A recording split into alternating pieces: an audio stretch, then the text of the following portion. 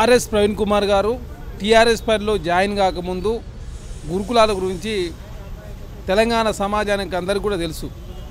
తెలంగాణ సమాజానికి ఆయన చెప్పింది ఏంటంటే, తన బీఆర్ఎస్ తీసుకున్నప్పుడు బీఆర్ఎస్ ప్రభుత్వంలో గురుకులాలకు కావచ్చు, అదేవిధంగా విద్యార్థులకు పెద్ద ఎత్తున నష్టం జరుగుతూ ఉంది. నన్ను కావాలనే బీఆర్ఎస్ ప్రభుత్వము ఇబ్బంది పెట్టింది అధికారంలో ఉన్నప్పుడు, కాబట్టి నేను బీఆర్ఎస్ తీసుకొని రాజకీయాలకు వస్తున్నానని చెప్పేసి బీఎస్పీలో ఉన్నప్పుడు ఒక విధంగా, ఇప్పుడు బీఆర్ఎస్ పార్టీలో జాయిన్ అయిన తర్వాత మరొక విధంగా మాట్లాడుతూ తెలంగాణ సమాజాన్ని తప్పుదారి పట్టించే ప్రయత్నం ఆర్ఎస్ ప్రవీణ్ కుమార్ గారు చేస్తూ ఉన్నారు.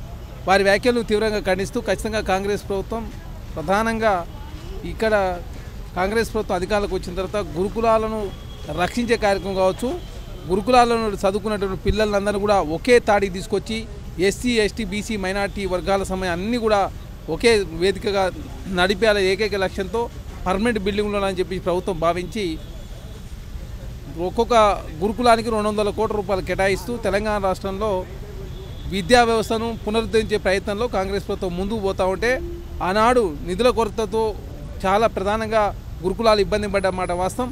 కేసీఆర్ గారి ప్రభుత్వంలో ఎస్సీ, ఎస్టీ, బీసీ, మైనార్టీలను విడగొట్టి ప్రధానంగా నాడు రాజకీయం చేసిన మాట వాస్తవం. ఖచ్చితంగా కాంగ్రెస్ ప్రభుత్వం ప్రజారంజక పాలన అందించే లక్ష్యంతో యంగ్ ఇండియా స్కిల్ యూనివర్సిటీ కావచ్చు, గురుకులాలను ప్రక్షాళన చేసే కార్యక్రమం కావచ్చు, ఒక గురుకులాలకు 200 కోట్ల రూపాయలు కేటాయించి పర్మనెంట్ బిల్డింగ్ ఉండాలి, ఒకే ప్రాంగణంలో ఎస్సీ, ఎస్టీ, బీసీ, మైనార్టీకి సంబంధించినటువంటి పిల్లలంతా ఒకే వేదికగా ఉండాలని చెప్పి ప్రభుత్వం భావించి మంచి సౌకర్యాలు కల్పించే లక్ష్యంతో ముందుకు పోతూ ఉంటే, చూసి ఓరలేక కాంగ్రెస్ ప్రభుత్వాన్ని బదనాం చేసే ప్రయత్నం ఆర్ఎస్ ప్రవీణ్ కుమార్ గారు చేస్తూ ఉన్నారు. ఖచ్చితంగా కాంగ్రెస్ పార్టీ ఇచ్చిన మాట ప్రకారం విద్యా వ్యవస్థను ప్రక్షాళన చేసే ప్రయత్నంలో భాగంగా ముఖ్యమంత్రి గారు స్వయాన పర్యవేక్షిస్తూ ఉన్నాడు. ఆనాడు కేసీఆర్ గారి ప్రభుత్వంలో 9 సంవత్సరాల కాలం పాటు ఒక్క రివ్యూ కూడా నిర్వహించిన సందర్భం మనం చూడలేదు. ఖచ్చితంగా ముఖ్యమంత్రి గారు ఈ విద్యా వ్యవస్థను పటిష్టం చేసే ప్రయత్నంలో భాగంగా విద్యా వ్యవస్థను పునరుద్ధరించే ప్రయత్నంలో ముందుకు పోతూ ఉన్నారు. ఎక్కడ కూడా అవినీతికి తావు లేకుండా విద్యా ప్రమాణాలు పాటించాలని చెప్పి ఏకైక లక్ష్యంతో కాంగ్రెస్ ప్రభుత్వం ముందుకు పోతూ ఉంది. అనవసరంగా బీఆర్ఎస్ పార్టీలో జాయిన్ అయిన తర్వాత ఆర్ఎస్ ప్రవీణ్ కుమార్ గారు ఒక విధంగా, అంతకుముందు బీఎస్పీలో ఉన్నప్పుడు ఒక విధంగా మాట్లాడుతూ తెలంగాణ సమాజంని తప్పుదారి పడిచే ప్రయత్నం వారు చేస్తారు. ఖచ్చితంగా తెలంగాణ సమాజంతో కూడా గమనిస్తున్నాము. ఇప్పుడు గురుకులాలకు సంబంధించి ఏదైనా కూడా కాంగ్రెస్ ప్రభుత్వంలో టెండర్ ప్రక్రియ ద్వారా మాత్రమే, ఎక్కడ కూడా ఏది కూడా టెండర్ ప్రక్రియ ద్వారా మాత్రమే ఎవరైతే లెస్కి వేస్తారో వాళ్ళకి సంబంధించినటువంటి ఏదైతే టెండర్ యాక్సెప్టెన్స్ ఉంటుంది తప్ప, ఇక్కడ ప్రాసెస్లో భాగంగా ముందుకు పోతూ 3 పేపర్లో నోటిఫికేషన్ ఇచ్చి ఎవరు తక్కువ వేస్తే వారికి తక్కువ వేసిన వారికి మాత్రం ఇచ్చే ప్రయత్నంలో భాగంగా క్వాలిటీ ప్రమాణాలు పాటించినటువంటి ఏదైతే కాంట్రాక్టర్లు మాత్రమే ఇక్కడ భాగస్వాములు చేస్తూ ఉన్నారు. అనవసరంగా మీ ప్రభుత్వంలో జరిగిన విధంగా కాంగ్రెస్ ప్రభుత్వంలో జరుగుతుందని చెప్పేసి ఆర్ఎస్ ప్రవీణ్ కుమార్ గారు విద్యార్థుల మీద రాజకీయం చేసే ప్రయత్నం దయచేసి మానుకోవాలా. కాంగ్రెస్ ప్రభుత్వంలో గతంలో బీఆర్ఎస్ ప్రభుత్వంలో ఉన్నట్టుగా కాంగ్రెస్ ప్రభుత్వంలో ఉండదు. ఎక్కడ కూడా తాత్కారం చేసే ప్రయత్నం కావచ్చు, అదేవిధంగా విద్యా ప్రమాణాల విషయంలో కావచ్చు, క్వాలిటీ విషయంలో కావచ్చు, ఫుడ్ విషయంలో కావచ్చు, అదేకాక గురుకులాల్లో ప్రధానంగా ఫుడ్ వాయిదం జరుగుతుందని చెప్పి ప్రభుత్వం భావించి దాన్ని పర్యవేక్షించడం కోసం ఏకంగా కలెక్టర్ గారి నేతృత్వంలో కమిటీని కాన్స్టిట్యూట్ చేసి ప్రతిరోజు ఎంఆర్ఓ కావచ్చు, మండల స్థాయిలో ఉన్నటువంటి అధికారులు తిన్న తర్వాతనే విద్యార్థులు భోజనం చేసే విధంగా నాణ్యత ప్రమాణాలు ఎప్పటికప్పుడు పెంపొందించే విధంగా కాంగ్రెస్ ప్రభుత్వం ముందుకు పోతాం. కేసీఆర్ గారు మొన్న జూన్ 2వ తారీఖు నాడు తెలంగాణ దినోత్సవ సభలోకి రాలేదు కదా, దాన్ని కేసీఆర్ గారు ఇప్పుడే కాదు, 9 సంవత్సరాల కాలంలో ఆయన ఎక్కడికి వచ్చిండు? వర్ధంతి రాలేదు, అమరవీరులకు సంబంధించి కావచ్చు, అది తెలంగాణ సమాజంలో ఉన్నట్టు మహనీయుల వర్ధంతి కావచ్చు, జయంతి కావచ్చు, పూలే గారికి కావచ్చు, అంబేద్కర్ గారికి కావచ్చు, ఎవరికి కూడా నివాళులు అర్పించిన సందర్భం మనం చూడలేదు. ఈసారన్నా ఆవిర్భావ దినోత్సవాలకు వచ్చి తెలంగాణ భవన్లో జెండా ఎగరేస్తానని చెప్పేసి తెలంగాణ సమాజంతో భావించింది.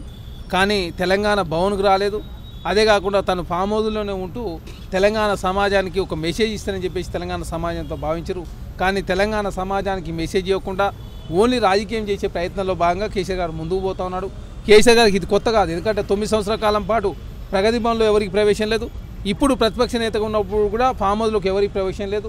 అదే కాకుండా ఇప్పటివరకు 1.5 ఇయర్లో అసెంబ్లీకి వచ్చింది 2 గంటలు మాత్రమే వచ్చి 53 లక్షలు తీసుకొని జీతం తీసుకొని తెలంగాణ రాష్ట్రంలో ప్రజా సమస్యలు పట్టించుకోకుండా, అదేవిధంగా కన్స్ట్రక్టివ్ వేలో ప్రభుత్వానికి సలహా సూచనలు ఇవ్వకుండా, గజ్వేల్ ప్రజల యొక్క మన్ననలు పొందే ప్రయత్నం కేసీఆర్ గారు చేయకుండా తెలంగాణ సమాజాన్ని తప్పుదారి పట్టించే ప్రయత్నం కల్వకుంట్ల కుటుంబం కేసీఆర్ గారు చేస్తూ ఉన్నారు.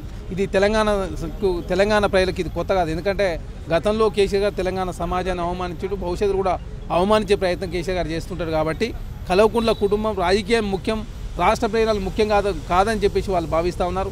తెలంగాణ ప్రయోజనాలు ముఖ్యం కాదు కాబట్టే తెలంగాణ రాష్ట్ర సమితి భారతీయ రాష్ట్ర సమితిగా మారింది.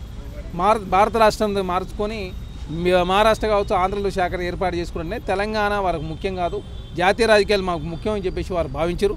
వాళ్ళ అవసరాల కోసం మాత్రం తెలంగాణ కావాలా, అస్తిత్వం కావాలా, తెలంగాణ సెంటిమెంట్ వాడుకునే ప్రయత్నం కేసీఆర్ గారు చేస్తారు.